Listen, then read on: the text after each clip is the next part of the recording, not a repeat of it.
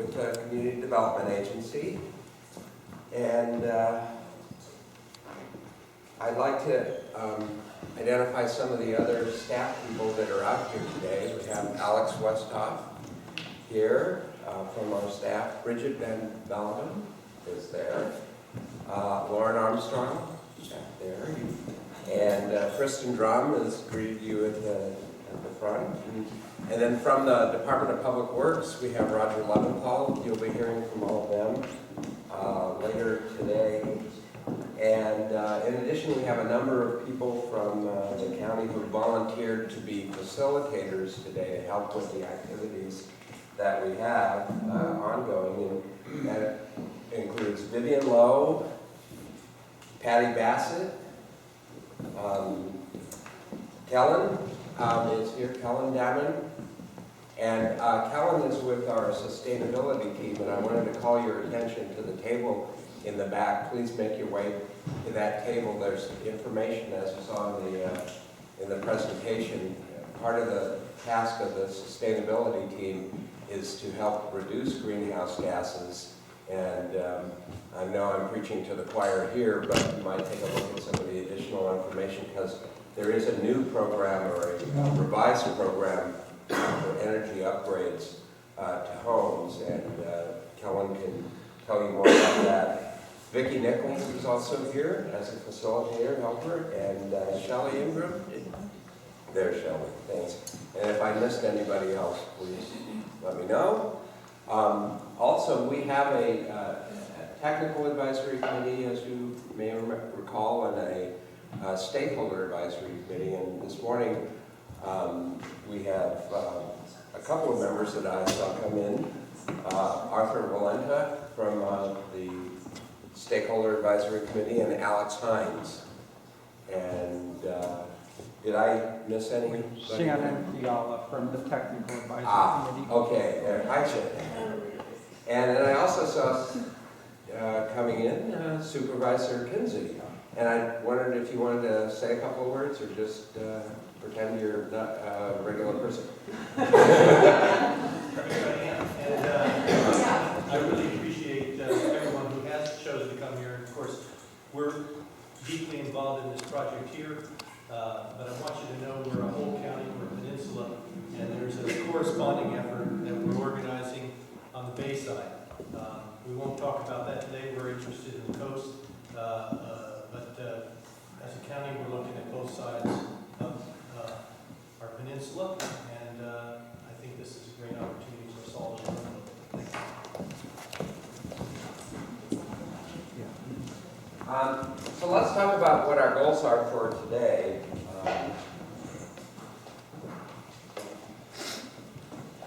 It's right there, actually, in our project name. Whoop.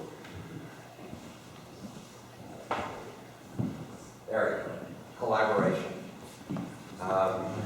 It's a collaboration of you and the entire community in West Marin. Whose iPad is this? We'll be raffling that off.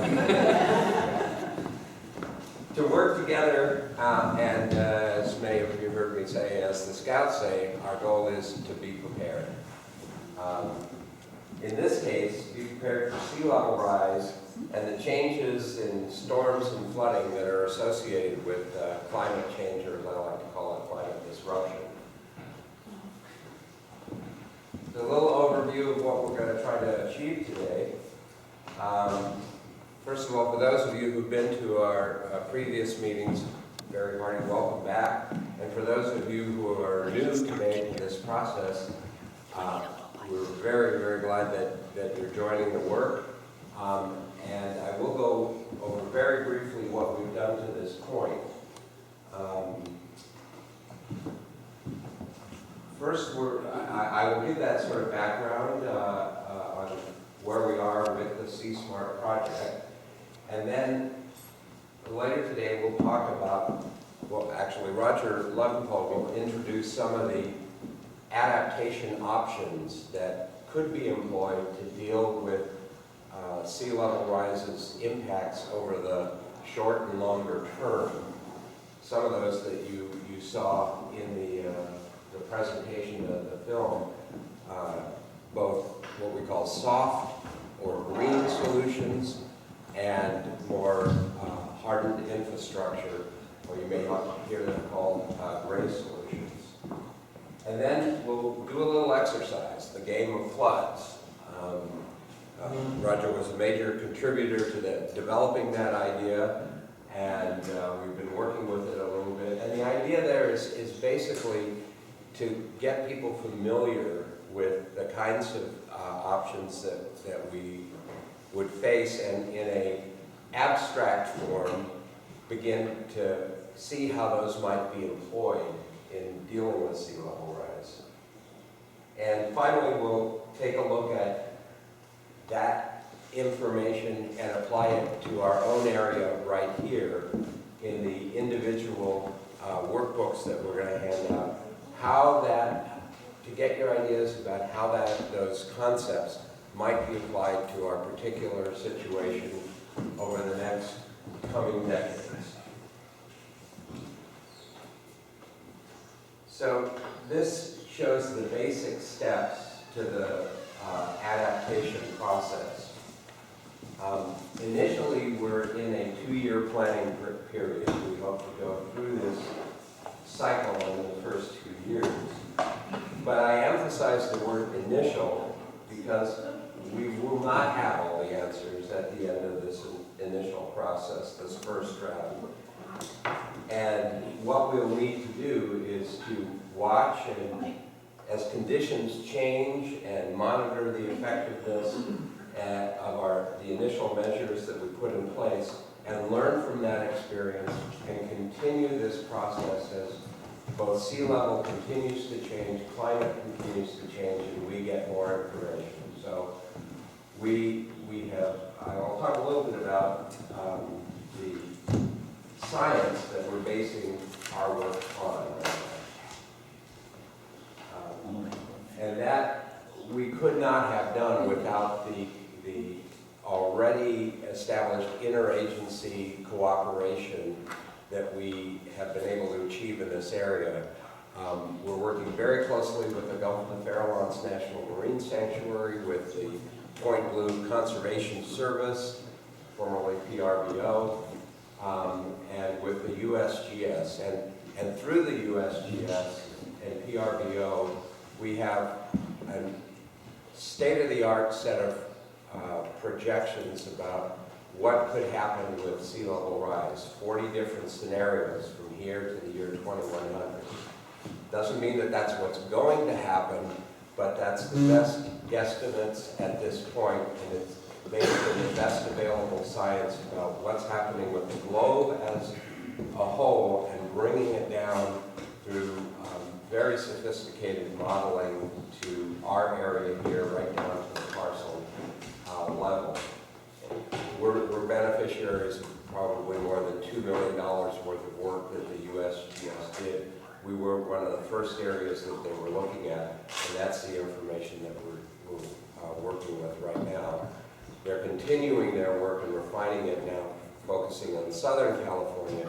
So we're keyed into that process, and as we move forward, we'll be benefiting from additional research that they've done.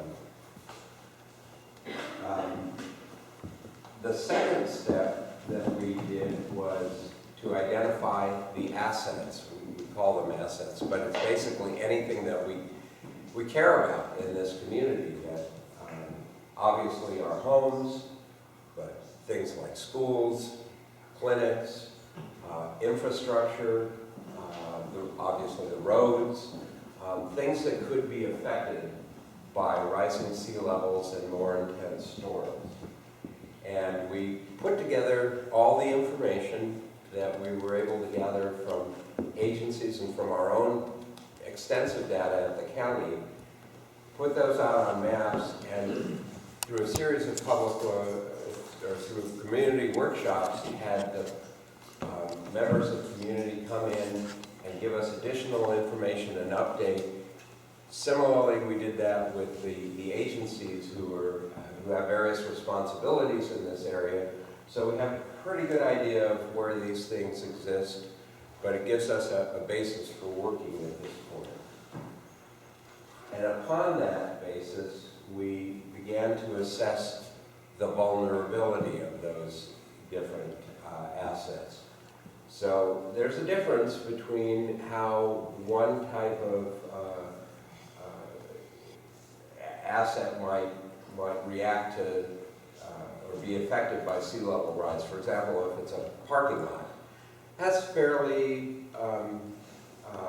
less critical, less sensitive than, say, an electrical substation if it were to get wet. So we've been working in great detail with the people who manage these various assets to really lay out what could happen with them in the future that we need to begin to evaluate as we move into the stage that we're at right now, and that's what can we do about protecting or responding to sea level rise for these different types of things that we care about.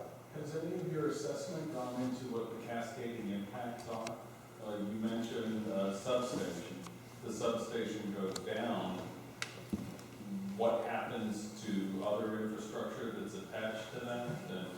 I am glad you are here today because it shows that people do understand these concepts. Yes, we're looking at, and I should have identified that, we're looking at each individual asset, but we're also looking at the total as what we call a community profile, so that exactly that way there are things that affect the entire area. Highway 1, for example, might be completely open and dry for 90% of its length along the shoreline, but if it's flooded or washed out at a critical point, then the entire area is cut off from the rest of the county. So that's exactly the kind of analysis that we hope to be able to do with you all participating. So we don't have to talk too much about this is the 1982 storm. We've seen this kind of impact before. But I did want to point out one thing that we take into account in our analysis, and that there's sort of two levels of effect of sea level rise and climate change. One is the flooding related to storms. Now, it is expected by most scientists that storms in our area of the coast will be less frequent but more intense. So more water coming down in a shorter period, which translates to more flooding. That's a temporary effect, but it can be a very substantial effect.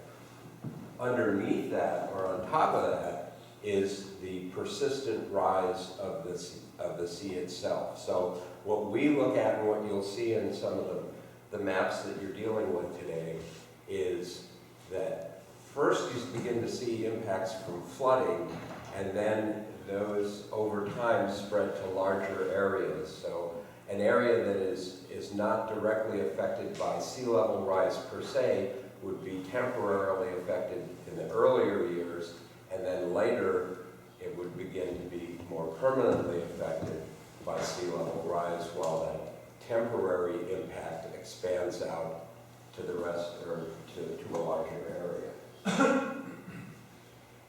Again, we've seen this. This is the 1997 storm here. And one of the things we can look at with these historic storms, they're kind of like a glimpse into the future. The kinds of effects that we see here that are sort of rare through the year are expected to become more frequent and more persistent as time goes on. These are some of the projections that are used by the international community to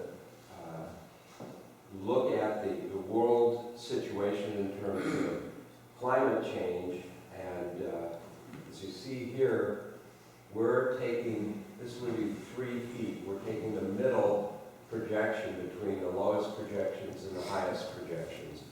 And this gives us an idea of what's going on. Again, it's not so much that we're trying to pin down exactly what will happen, but we know that things will happen and we need to get prepared for it. I've said a lot. If you haven't heard it, or if you have heard it, I'm sorry to repeat it again, but it is true. The good news about sea level rise is that it's going slowly and that we have time to begin to plan for it. And Marin County, as it often is in the leadership and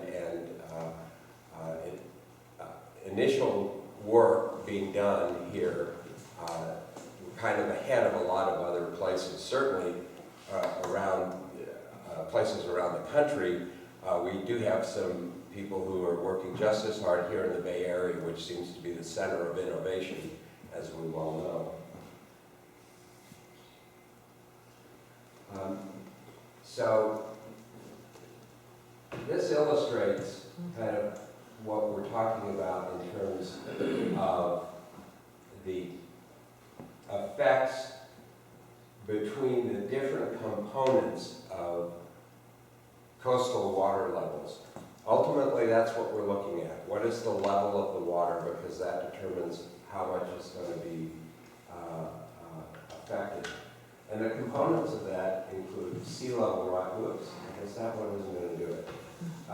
Sea level rise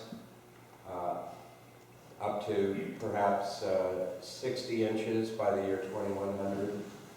And then, as we all know, that there's a tidal fluctuation every day, so that adds to it. Seasonal effects. In the summer, when it's warmer, the sea expands even more, as it is expanding as the general atmosphere warms. So that's about 3 to 6 inches of effect. Then when there's a storm, it's like the Pacific Ocean pushes up against our shoreline here, and that rise adds to the level of water. And as the surfers among us know, then waves begin to set up at the near shoreline, anywhere from 1 to Mavericks, and you have a lot of effect from waves. And then when the wave breaks, the final component is the run-up along the shore or into the things that we care about. And that's what we're trying to take a look at as a whole. The net result is the level of water that we see here. And so in one of the scenarios that's provided to us by the USGS, this is 50 centimeters of sea level rise with just the component of the sea rising. This is 50 centimeters of sea level rise with an annual storm. So this might be the situation on Tuesday. On Friday, when you have a storm, we'll be seeing this. Yes, Arthur? Jack, what do you mean by an annual storm? Okay, that's a storm that's expected to recur every year. So it's sometimes with like FEMA, you hear about the 100-year storm or 100-year flood event. That's we'll be talking about a 1-year storm, a 20-year storm, a 50-year storm, and a 100-year storm. So statistically, the kind of event that you would expect to happen every year, the kind of event that you might expect to happen every 20 years, 50 years, and 100 years. In terms of an annual storm, is an inches of rain, about 6 inches over 3 days. I don't know exactly. Do you know what that annual? I think in this case, it's a storm surge. Mm-hmm. They're not looking so much at the rainfall. I think it's more of the anticipated annual storm surge from the event. Yeah. I don't know the exact number. I don't know. That's something we can take a look at and go back into how the model was put together. But it's what you sort of the worst case of the year that you can see.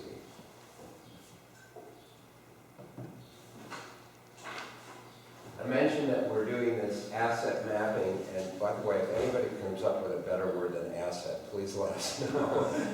But it's hard to incorporate all these different kinds of things, everything from agricultural land to wetland areas, oyster beds, obviously buildings, roads, schools, facilities for those who have mobility issues, archaeological resources. All these things we try to identify and see where they are and how they might be exposed to sea level rise. And when you do your Game of Thrones, I'm sorry, I'm an art fan.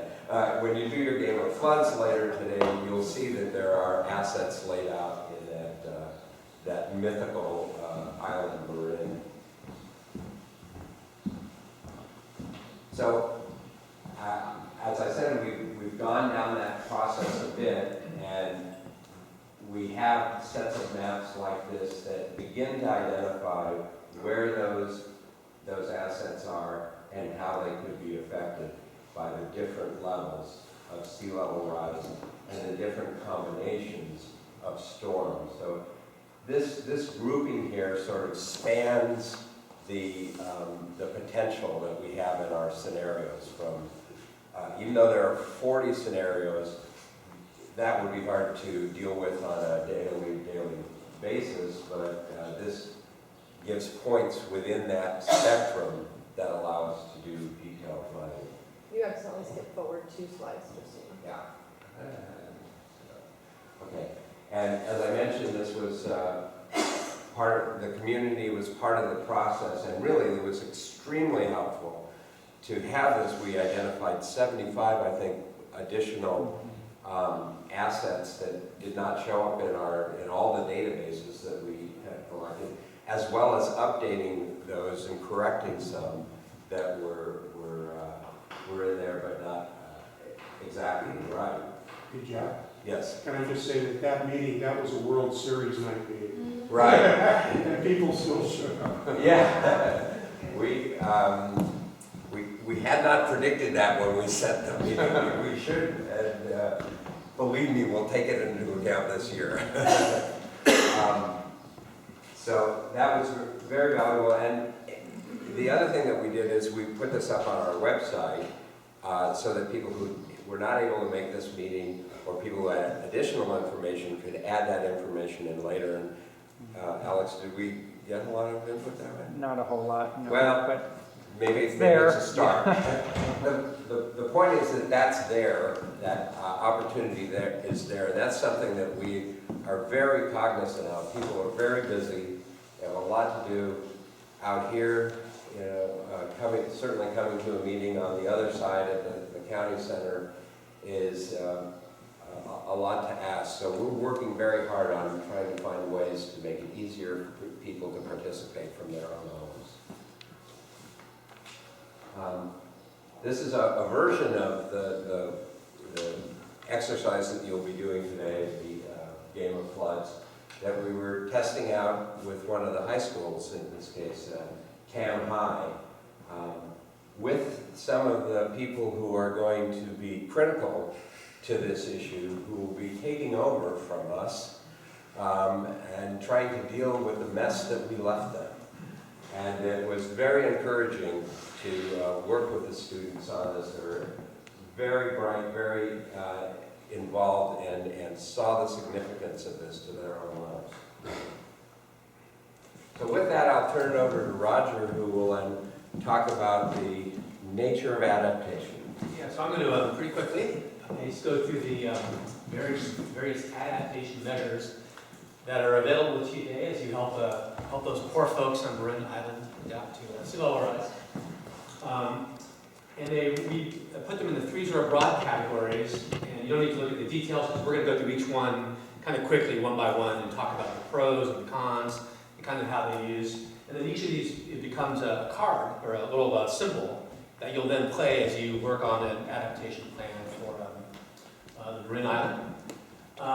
So we put them in the 3 big boxes, the protect options, which essentially means we're going to work to hold the line a little bit on the inundation, the direct coastal inundation and sea level rise.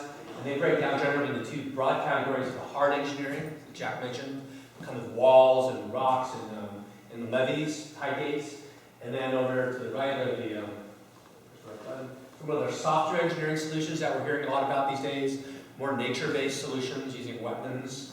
And we'll talk about each of these quickly, individually, but those are the main categories to protect. We're also going to look at a whole class of solutions called accommodate. And this is the idea of raising our buildings in some spots, looking at redeveloping and this idea of floodable developments that are designed, sort of urban planning on the scale, designed to work with a rising tide. It's a big topic now. Also looking at elevating the roads. It's an expensive option.